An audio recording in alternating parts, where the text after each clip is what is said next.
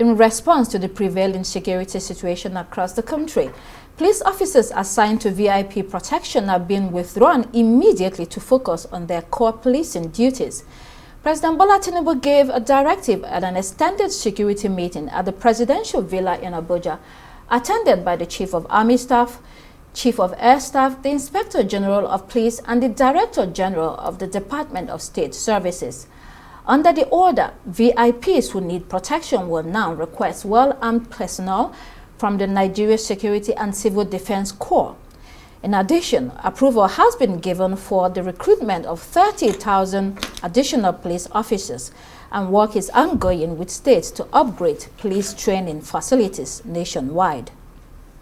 We're just coming out from the situation room currently, whereby the president actually chaired that meeting and also brief him on some of the things that have been happening since these unfortunate incidents have happened in the country. Presently, we are receiving very good positive news from from Kwara State, where the entire 38 people that were abducted have been reunited with their families.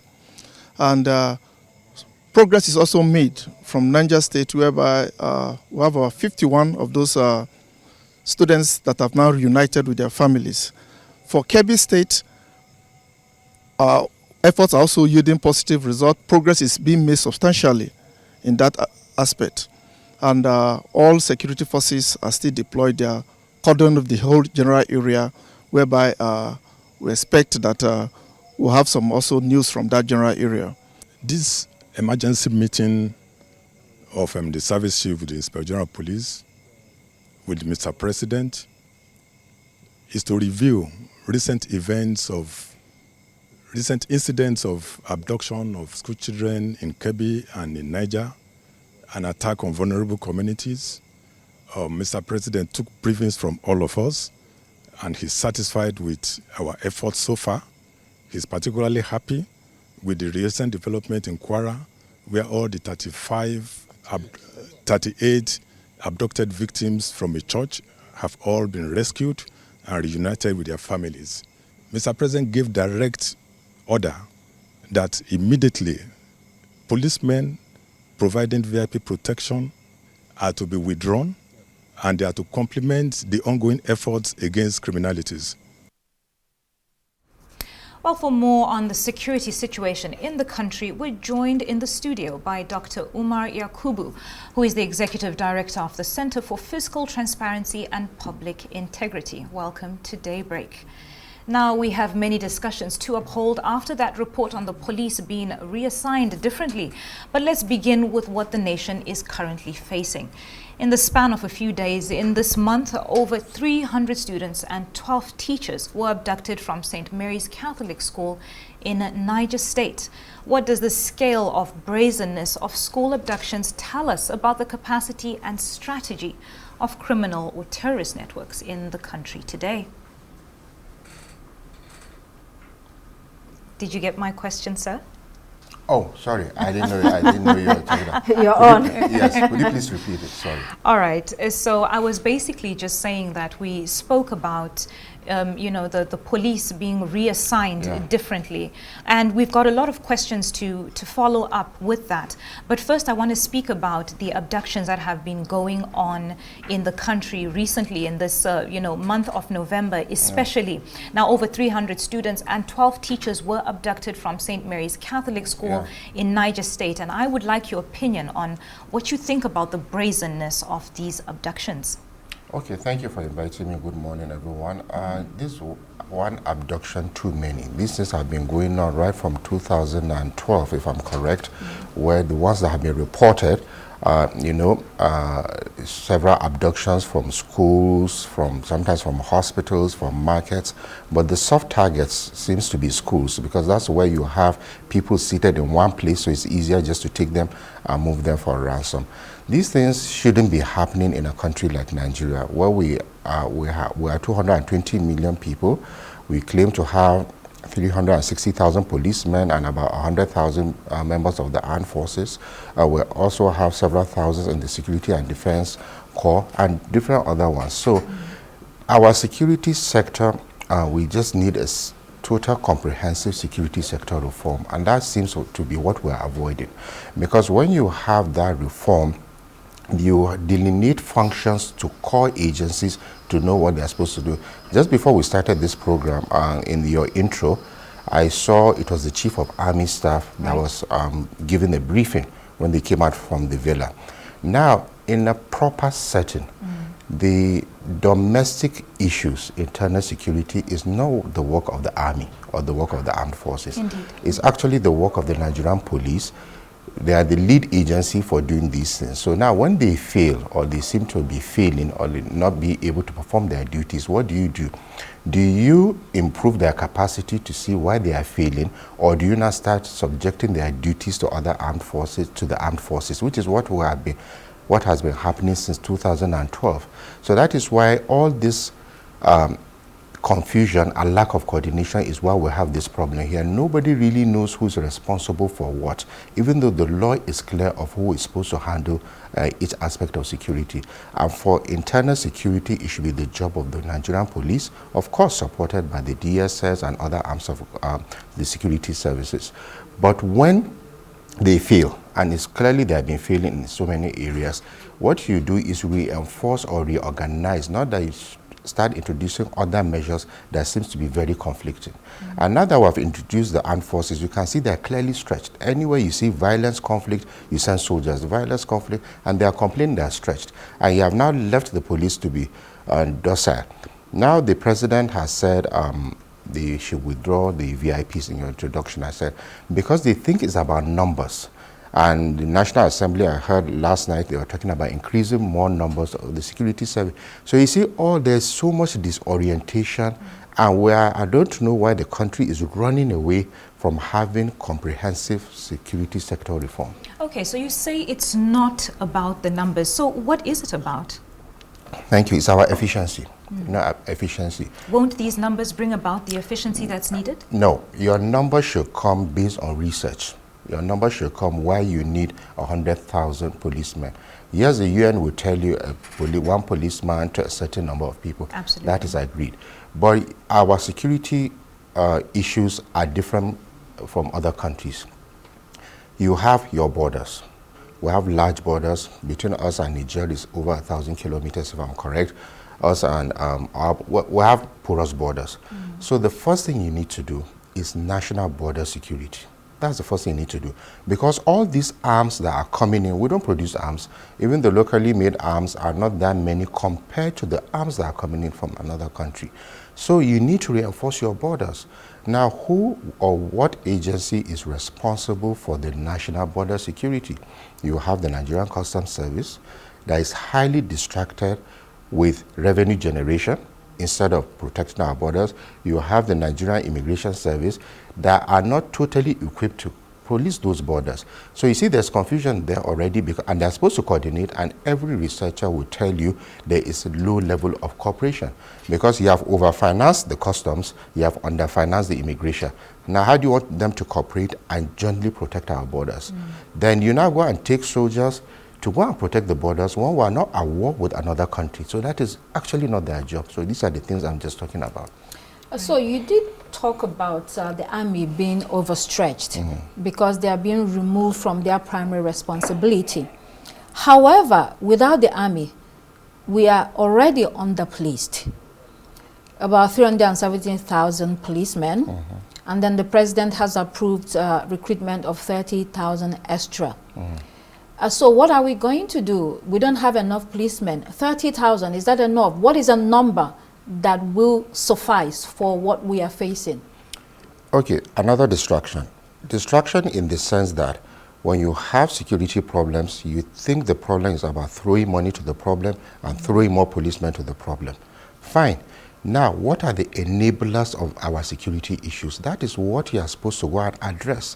When you address the enablers, those that are causing it, it's more comprehensive and is more effective.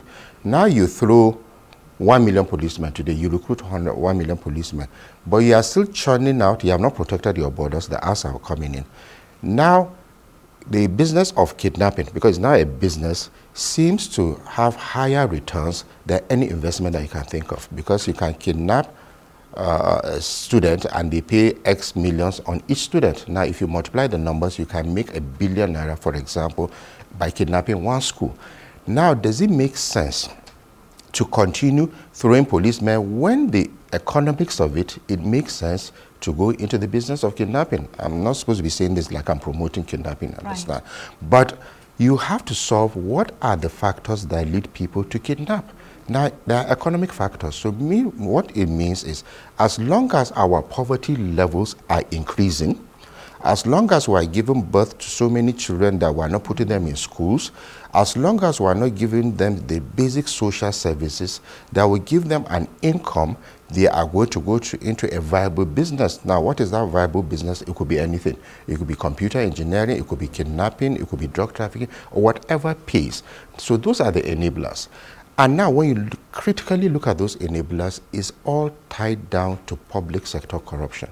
The reasons why you cannot have good schools, good hospitals, those things that to have a productive economy is because you have civil servants taking all the funds and using them for other things. And that is why now you have this complex web of problems, and we want to address the symptom by recruiting more policemen, withdrawing VIPs and all these things.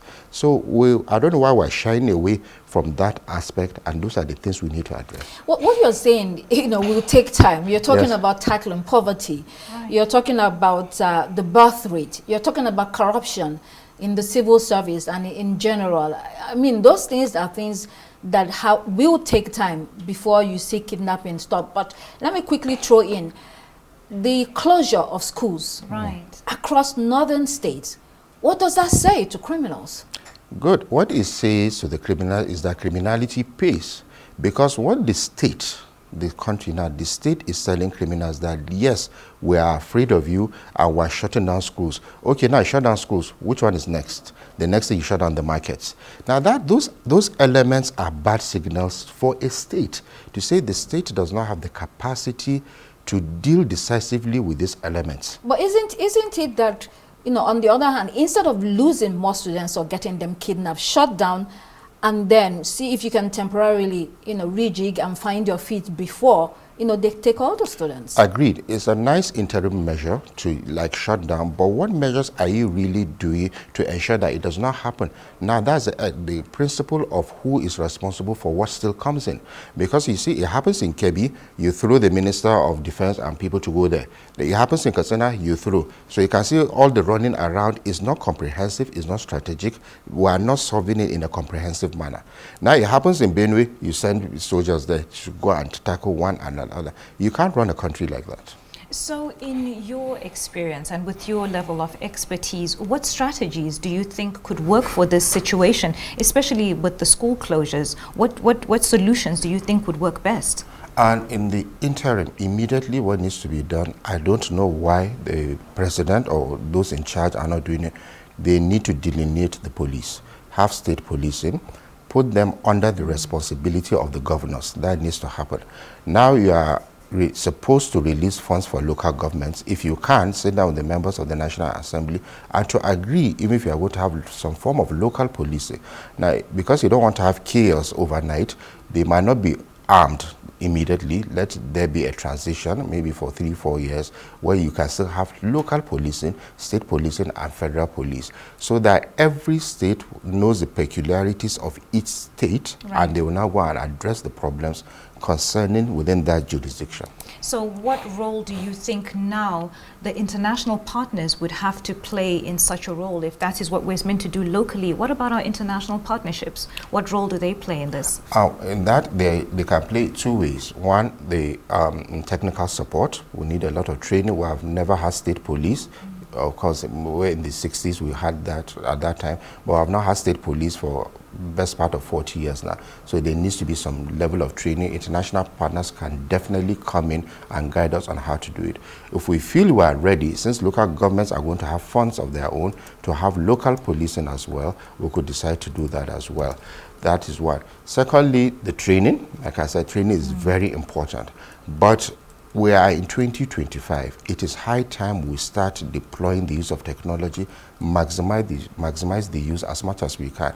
There is no way you can have 300 human beings taken from one point A to point B. You don't have eyes, you don't have intelligence on ground to tell you where to track.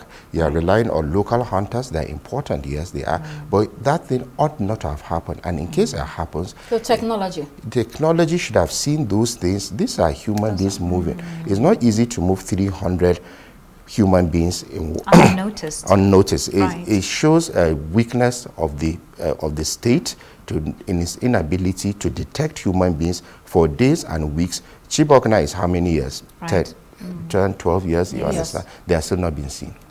So let me take you up on that state, please. Are you of the school of thought that say that, yes, we need to decentralize police force in this country? However, there is the risk that state governors will misuse that power politically. I mean, federally, they're already doing that. So what happens when it becomes a state policing? It's like a free-for-all. What is your thought on that? Well, I agree. Those concerns are valid, and the governors are likely to abuse the power if they are given those powers. Excuse me. Because we have seen examples of where they have used the power, their own powers, to their advantage. But let me take you back to elections. Now, during elections, governors have a way, every electoral cycle, of still controlling those same security forces who are afraid to give them those powers. And during elections, you don't hear any violence because they have an objective to win elections. You find that they have the support of the security system to aid them in winning elections, so they're already controlling them. They are just not using them in the right places. They use them rightly in elections, but they don't use them rightly in protecting the citizens, so they already have it. There's no commissioner of police you send to a state today that his first point of call will not be the government house. And what goes in there, we don't know. You and I do not know. They discuss, they agree. I know it's for the interest of the state, but there will be some personal interest that will be there. Now, if you look at the VIPs now, we say we don't want to give governor state police. Almost every VIP you know has 2, 3, 4 policemen attached to him. And that is not right because we are 220 million, but you see one person with 10, 15 policemen attached to him. Private citizens, some in government, some, while diplomats is okay, but we can't be having that kind of scale of taking so many policemen to attach to VIP. So it's already happening in principle. Yeah, but how does that withdrawal of policemen actually help the prevailing situation? Because we're talking about 100,000 people. Some will say, okay, it's a good number, but still, it doesn't go all the way. Yeah, it's a temporary measure, maybe to shore up the numbers because we think it's a problem of numbers. Yes, there's a problem of numbers we need to increase, but we still have to address those enablers immediately as quick as we can. Yes, it will show up the numbers, it will help them, so, but in the interim before they recruit more policemen. Now, can you talk to us more about, you know, we spoke, just as was rightly said in the last question, about the numbers of these policemen, and you saying that it's not about the numbers. There's also the issue of intelligence and how they would be deployed to different parts of the nation. Can you speak to that part of, you know, the pitfalls that are present from just taking these policemen from what they've been doing for a very long time and then now supposedly placing them into something different? Yeah, that's why the state police issue has to come in now. Now, the IG, I assume, will have his full number of policemen. For example, they say 380,000 of them. Now, when there's crisis here, he deploys more. When there's less crisis here, the less volatile areas, he reduces the number and be playing with them. Now, when you have state police behind, they are already taking care of some of the minimal elements at that state level. So the IG of police, who is for the country, will have more resources, more policemen to deploy to conflict-prone zones or where there's high level of conflict. So it becomes easier. But this playing around with resources that he doesn't have. And don't forget the police are heavily underfunded. I'm not saying it's only if you throw $100 billion now to the police, Without solving the accountability measures beneath the ground, those monies can easily disappear. But they're heavily underfunded because if you look at their budget, it's not all the time you hear them complain they don't get all the releases they're supposed to get. So there's a lot of resources that needs to go into that institution to rebuild them. But we have to reorganize, have a comprehensive security sector reform. I told you on national border security is very important. We have to look at the financing of terrorism. All these arms are bought with money. We have an agency responsible for the tracking of financing of terrorism funds. We have not heard much from them because the arms still keep coming in. We have to ensure that the customs and the immigration have a national border security force, or whatever you want to call it, that will not be distracted with revenue generation or printing of passports, but for national border security. It's very important that you say that, because most of the things you hear about immigration is the passport issue and all of that. You've already touched on something, but I'll bring that up again. The criminal justice system and how it looks like it's difficult to successfully investigate, arrest, prosecute the masterminds and financiers of whether it's terrorism, whether it's kidnapping rings. What do you think is happening there? Yeah, if you look at the Global Terrorism Index, I look at countries where there is a lot of terrorism, you find out there are two major enablers: arms and money. And without money, it cannot happen. In Nigeria, we have the Nigerian Financial Intelligence Unit that are largely responsible, and they're supposed to coordinate and cooperate with other agencies in tracking these funds. Now, the Central Bank of Nigeria comes in here because they are the regulators of the banks and the BDCs and all other financial institutions. So those institutions led by the Nigerian Financial Intelligence Unit are supposed to have blocked all this financing. Now, of course, I don't expect them to come to TV to tell us what they are doing or what they are not doing, but we need to stop seeing these arms. As long as they are seeing arms in the country, it means there's a weakness in the blocking of those finances of those people. Okay, well, thank you very much, Dr. Umar Yakubu, who is the Executive Director of the Center for Fiscal Transparency and Public Integrity. Thank you for joining us on Daybreak today. Thank you for having me. Well, that's all we have time for here on Daybreak. It's goodbye from me, Constance Ikoku. Thanks for joining us. And I'm Yolanda Robert. Please do keep it here on Arise News. The morning show is next. Goodbye.